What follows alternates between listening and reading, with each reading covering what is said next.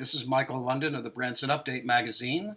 Today is October 22nd. It's Tuesday, and it's 1 week since we posted a video at Save Our Shows about the issues surrounding the CVB explorebranson.com coverage of the upcoming veterans activities.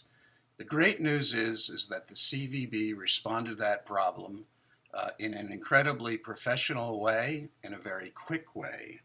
Within several hours of the video going up, the two header pages, one like this one you see right now, were taken down from Explore Branson and no longer were findable by anybody who put in the explorebranson.com URL.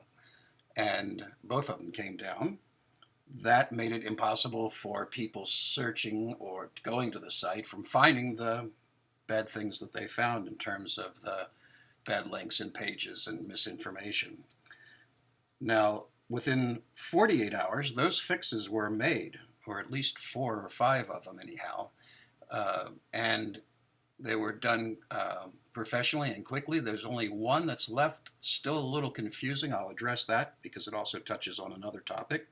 And in 5 days, the CVB posted, or sent rather, a electronic newsletter, presumably out to the hundreds of thousands of people whose names they've collected of interest in Branson. That also has a learning opportunity involved with it. And then today they sent out an absolutely perfect blog news on the Facebook. So they really kicked it and given us a much better chance to say thank you to our veterans. Now, we're going to take a quick look at the things that still need to be fixed, one of which is the headers can go back up. The home page photos that draw people attention to the upcoming activities. Obviously, they got pulled down because there was a bunch of problems behind them, but now that's all been fixed, certainly fixed well enough that we should put them back up and begin to use the design work that's been created. The one confusing aspect of the thing that's still left on the site, we'll flash forward and find, that's the Veterans Day Parade, which now has the invitation to come and see the parade rather than the how to sign up to have a band in it or other float or whatever. And it's also now directly speaking to potential tourists, and it mentions that it's part of the Veterans Homecoming Week, and they've added some photos, so great job there. We want to look forward here quickly. I believe that we're at forward. Oh, that page is gone. And we're going to the listing here that had the Veterans Week opening ceremony link, which went to that page. And there is a ceremony at the Welk Resort at the time that was listed on this blog. But it's not the Veterans Week opening ceremony. It's an opening ceremony for the Traveling Vietnam Wall. And while it is the first ceremony that is of the Homecoming Week, it is not what we've called in the past the opening ceremony, which has been the big event with the stars on stage and the welcoming to the community and the telling of what is going to happen this week. But instead, it's quite a solemn event. So you can see here, for instance, this photo would not be one you'd associate with the Traveling Vietnam Wall, which is a quite solemn, almost spiritual event. So my apologies, though, for citing the concern that somebody would show up to the Welk Theater if they had the site and if they read this site or used it for information. and found nothing going on. In fact, there is something going on at the time designated. It's just not what it seems or what one would think as a result of looking at the page now. But we're there. We're close enough. Let's put those headers back up. The next issue, though, is about the e-blog that went out to all of the people who've ever given their email address to the CVB chamber. There's still concerns here because while this went out this past Saturday, which may have been a planned activity not related to our posting that video at all, it still went out without a date. Now, we have an event coming up in, 2 weeks? And events are marketed in a specific way, and they always have the date at the lead. And the reason for that is that when people are reading about events, they look at the date and make a mental calculation. Am I available to go there on those dates or not? Because I got something else going on. And if they've got something else going on, they don't look at it anymore. And if they don't, if they're open, then they would consider reading more about that event. This doesn't look like an event. It's talking about why Branson's a destination for veterans. Yes, a very smart person who puts together the clues could discern that Veterans Day Parade is in November. Of course, some people don't even know who the first president is if you look at the Tonight Show's gags. But anyhow, we're looking here at the site and seeing no date information. In addition, when you click the link, we go to a page that is not talking about Veterans Week or the parade. It's got a picture of the parade. It begins the conversation with museums and memorials and continues this theming of we do this all year long, and this is a great place to go. But you have to go further and further down in that page to begin to get information about the Veterans Homecoming Week. And of course, if you had done that just last week, you would have gotten the wrong information. Fortunately, the right information got posted, and the e-newsletter, while important in terms of branding Branson as a place that honors veterans, is not a great example of how to market an event. So that's something that needs to be worked on in the future. Finally, good news. This is the Explore Branson Facebook page. We've opened first here to the September 21st description, which is about 5 to 6 weeks out in front of the event that we want to draw people's attention to. And again, we're talking about year-round stuff and the destination for veterans. And if we want more information about that, we landed on the same page that began that way. So we already know that that's not the best way. There's no date information. There's no specific naming of events until you get well into it. Now, the news gets a little better as we go forward in time, getting closer and closer to today. Although we'll drop in on the October 14th entry, which again, year-round, no date, no announcement of an upcoming event. You've got to dig into the site before you know what dates that are the special week coming up, and that's mixed in with generic information not near the lead.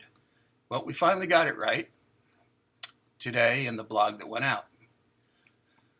From November 5 to 11 each year, so you got to jump to the fact that that'll have to be this year as well, but it's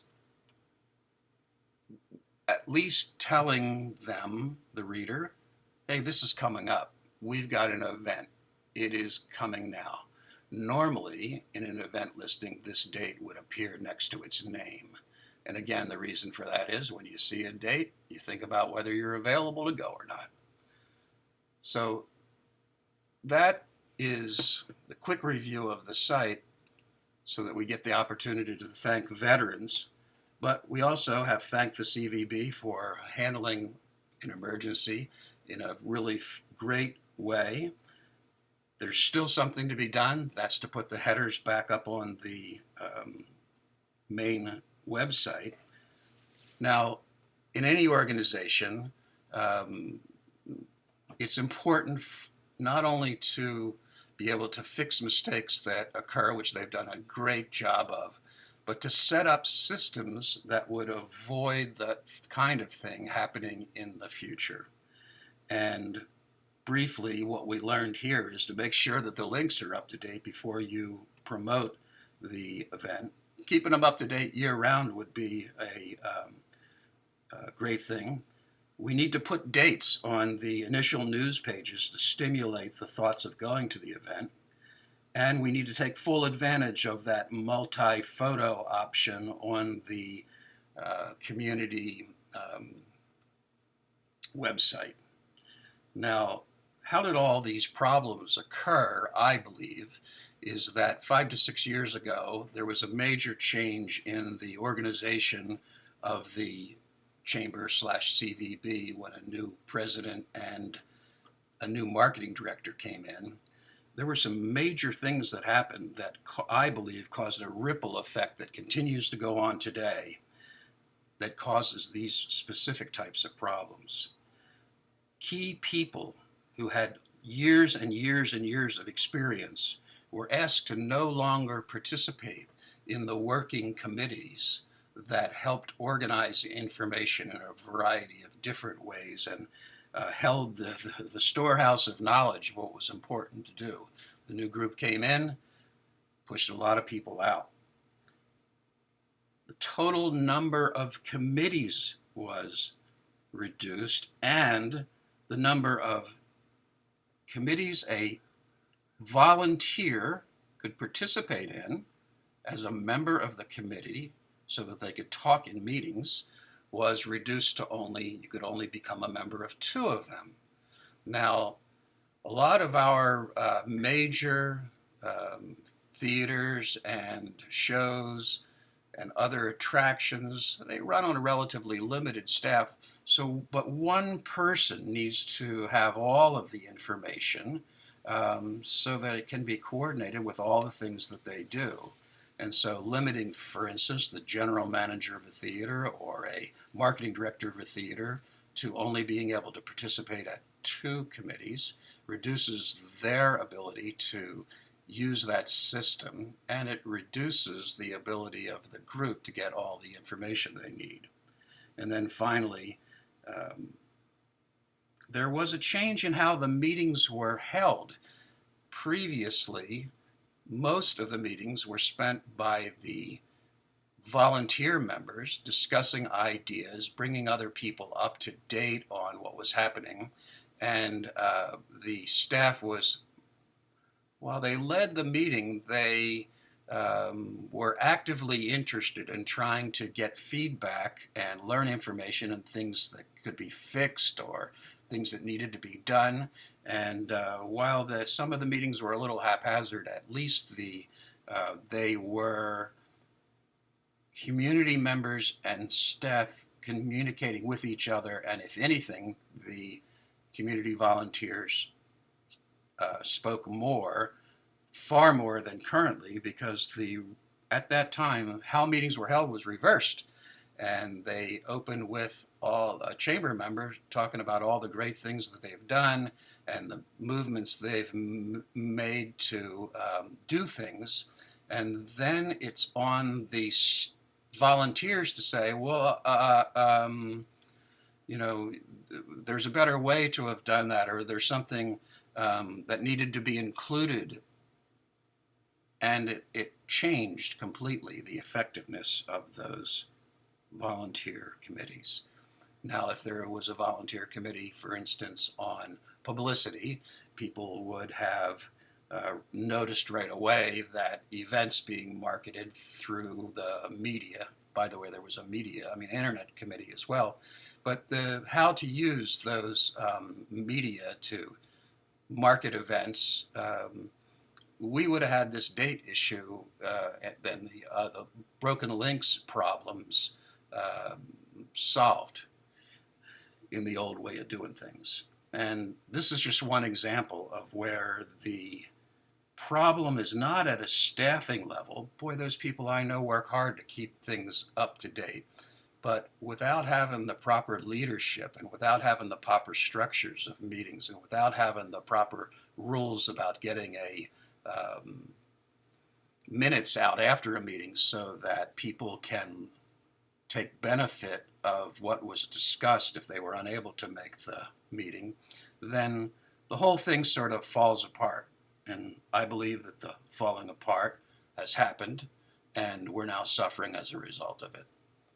That's just my little editorial on the matter. This is Michael London at Branson Update, making these videos to try and help move the community forward. Thanks.